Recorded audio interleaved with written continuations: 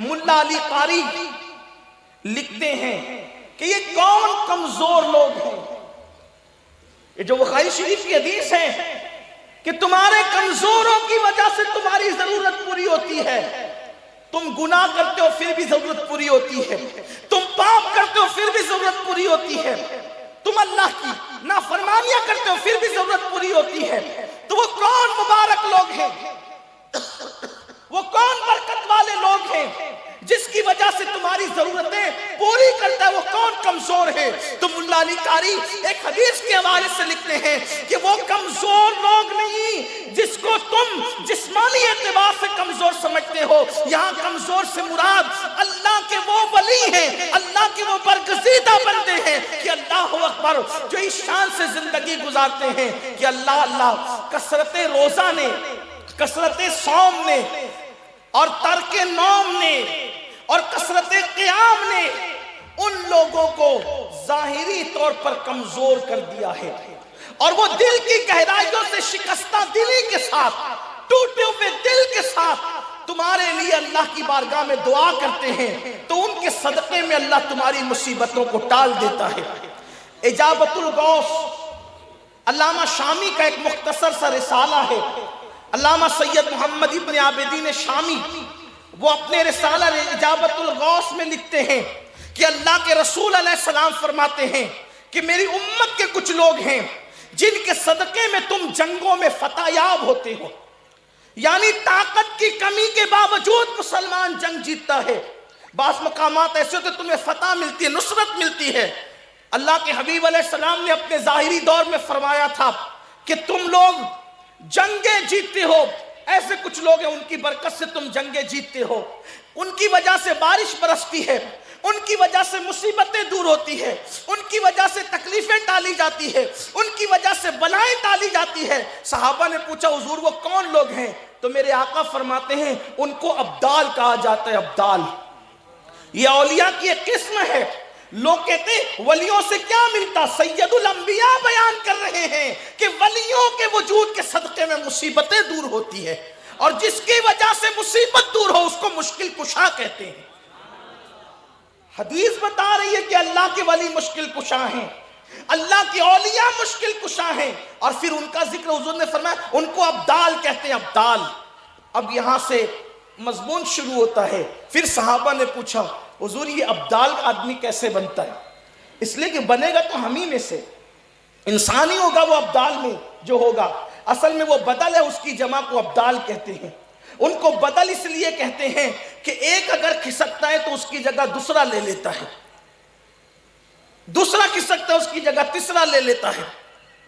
اور اولیاء کی بڑی تعداد ہوتی ہے, ہزاروں کی تعداد میں اولیاء ہوتے ہیں, لیکن ابدال صرف 40 ہوتے ہیں ہر دور میں. ان کی تعداد محدود ہے, یعنی یہ نشستیں محدود ہے. کتنا بڑا عہدہ ہے ابدال کا کہ یہ نشستیں محدود ہیں. اللہ اکبر, ہزاروں اولیاء ہوں گے, لاکھوں اولیاء ہوں گے, لیکن ابدال ان میں صرف. اور ان ابدال میں جو غوث ہوگا, جو پوری کائنات کے ولیوں کا سردار ہوگا ہر دور میں, وہ صرف ایک ہوگا. حالانکہ اسی کو قطب بھی کہتے ہیں, اسی کو قطب بھی کہتے ہیں, لیکن وہ ایک ہی ہوتا ہے ہر دور میں. مطلقاً جسے قطب کہتے ہیں وہ ایک ہوتا ہے. لیکن بعض لوگ شیخ محی الدین ابن عربی کہتے ہیں کہ اس کے اندر کچھ توسیع کرتے ہوئے جو شہر کا سب سے بڑا ولی ہوتا ہے اس کو بھی قطب کہہ دیتے ہیں, کچھ قید کے ساتھ. کسی قوم کے درمیان ایک بڑا ولی ہوتا ہے اس کو بھی قطب کہہ دیتے ہیں. لیکن اصل میں مطلقاً قطب جسے غوث بھی کہا جاتا ہے زمانے کا, وہ ایک ہی ہوتا ہے, ہر دور میں ایک ہوتا ہے, ہر زمانے میں ایک ہوتا ہے. اور اس کو قطب اس لیے کہتے ہیں کہ قطب کہتے ہیں عربی میں جو چکی چلتی ہے تو چکی کے بیچ میں جو کیل ہوتی ہے, کیل لوہے کی کیل, اس کو بھی قطب کہتے ہیں, اور اس کو بھی قطب کہتے ہیں. تو جیسے زمین جیسے چکی چلتی ہے وہ قطب کے درمیان چلتی ہے, ویسے زمین کا ایک پارٹ ہے اور آسمان کا ایک پارٹ ہے, اور اس کے بیچ میں قطب رہتا ہے, تو پورا کائنات کا نظام اس قطب کے ارد گرد چلتا ہے اور اسی کی برکت سے چلتا ہے. اور یہاں آپ کو بتا دوں یہ بھی شان ہے کس قدر خاندان نبوت کی کہ ہر دور میں قطب ہوگا جسے غوث کہا جائے گا، اور وہ جو مطلقاً قطب اور غوث ہوگا جو پورے دور کا ہوگا، پورے زمانے کا ہوگا، پوری دنیا کا ہوگا، ایک ہی ہوگا، وہ کسی اور خاندان سے نہیں ہوگا بلکہ وہ خاندان مصطفیٰ جان رحمت سے ہوگا۔ دور رسالت کے بعد یعنی خلافت راشدہ کے خاتمے کے بعد، خلافت راشدہ کے خاتمے کے بعد اب یہ صرف مخصوص ہو گئی ہے نبی کے خاندان کے لیے۔ شہر کا قطب، گاؤں کا قطب، محلے کا قطب کسی اور بھی خاندان قبیلے سے ہو سکتا ہے، لیکن جو مطلقاً غوث ہوگا، جو پوری کائنات کا ہوگا، وہ صرف اور صرف رسول اللہ کے خاندان سے ہوگا۔ خلافت راشدہ کے خاتمے کے بعد اللہ تبارک و تعالیٰ نے یہ انعام عطا فرمایا ہے نبی کے خانوادے کو۔ اور آپ یہ بھی سن لیں، اسی اجابت الغوث میں پہلے آپ کو یہ بتاؤں، اگر آج کے دور کا جو غوث ہوگا وہ کتنا بڑا ہوگا سوچیں، اس لیے کہ وہ سارے ابدال کا بھی سردار ہے، سارے اوتاد کا بھی سردار ہے، سارے نوجبا کا بھی سردار ہے، سارے نقبا کا بھی سردار ہے، سارے اولیاء کا بھی سردار ہے۔ وہ جو غوث ہے، حیات ہے، پوری کائنات میں ایک ہی ہے۔ اس دور کا کتنا بڑا ہوگا؟ جب لوگ اتنے غافل ہیں اس کے باوجود بھی غافل دور کا غوث کس شان کا ہوگا، اس کا اندازہ کریں۔ اس کے برابر کوئی نہیں زمانے میں، اس کے شان والا، اس جیسی شان والا کوئی نہیں زمانے میں۔ تو جب غفلت اور شر القرون میں جب لوگ غافل و نماز نہیں پڑھتے، 75% لوگ چوری کرتے ہیں، زنا کرتے ہیں، شراب پیتے ہیں، ایسے دور کا بھی جو غوث ہے وہ اللہ کا کتنا قریبی اور عظیم ہے کہ اس کی شان کا اندازہ کوئی نہیں لگا سکتا۔ تو آپ اندازہ کریں جب رسول اللہ ظاہری دور میں حیات ہوں گے، ظاہری حیات کے ساتھ میرے آقا ہوں گے، تو اس وقت صدیق اکبر، فاروق اعظم، عثمان غنی، مولا علی، سعد، سعید، طلحہ، زبیر کیسے اچھے سچے لوگ تھے۔ اس دور کا جو غوث ہوگا اس کی شان کا اندازہ کون لگا سکتا ہے؟ کوئی لگا سکتا ہے؟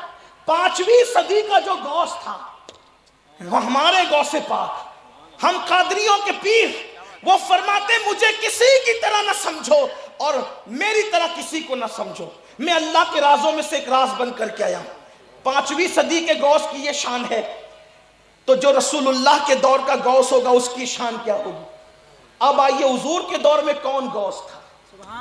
مقام غوثیت پہ حضور کے دور میں، جبکہ جبریل وحی لے کر آ رہے ہیں، جبریل وحی لے کر آ رہے ہیں، کبھی پانی کا فرشتہ آتا ہے، کبھی ہوا کا فرشتہ آتا ہے، رات و دن جبریل کا آنا جانا لگا رہتا ہے۔ سوچو اس دور کے غوث کی غوثیت کا شان کا عالم کیا ہوگا۔ تو علامہ شامی لکھتے ہیں کہ رسول اللہ کے ظاہری دور میں جس کو اللہ نے منصب غوثیت اور قطبیت عطا کی ہے وہ کوئی اور شخصیت نہیں ہے، وہ حسنین کی امی سیدہ فاطمہ الزہرا کی ذات ہے۔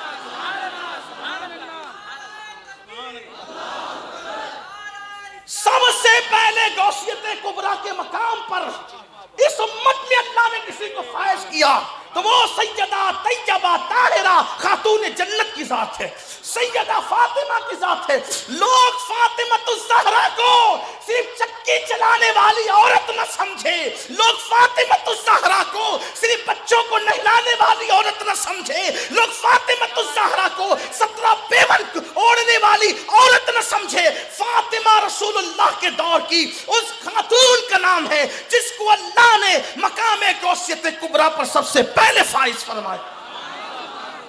اور جب آپ کا وصال ہو گیا تو پھر اللہ ترتیب سیدنا صدیق اکبر مقام غوثیت پر فائز ہوئے، پھر سیدنا فاروق اعظم مقام غوثیت پہ فائز ہوئے، پھر سیدنا عثمان غنی مقام غوثیت پہ فائز ہوئے، پھر سیدنا مولا علی مقام غوثیت پر فائز ہوئے، اور پھر اس کے بعد وہ مقام غوثیت کبریٰ امام حسن کو دیا گیا، پھر امام حسین کو دیا گیا، پھر امام زین العابدین کو دیا گیا، پھر امام محمد باقر کو دیا گیا، پھر امام جعفر صادق کو دیا گیا، پھر امام موسیٰ کاظم کو دیا گیا، پھر اللہ اکبر وہ مقام امام علی رضا کو دیا گیا، پھر امام تقی بقی کو دیا گیا، پھر امام نقی کو دیا گیا، پھر امام حسن عسکری کو دیا گیا، اور وہ انہی کے پاس رہا۔ پھر ہمارے مرشد حضور غوث الاعظم پیران پیر دستگیر جب تشریف لائے تو وہ مقام غوثیت کبریٰ غوث پاک کو عطا کر دیا گیا، اور اب بھی وہ انہی کے پاس موجود ہے۔ جب امام مہدی تشریف لائیں گے تو یہ غوثیت کبریٰ کا مقام ان کو عطا کیا جائے۔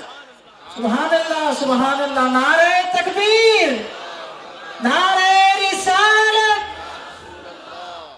یہاں سے لوگوں کو سیدہ فاطمہ الزہرا کی عظمت کا اندازہ تو کوئی کر بھی نہیں سکتا۔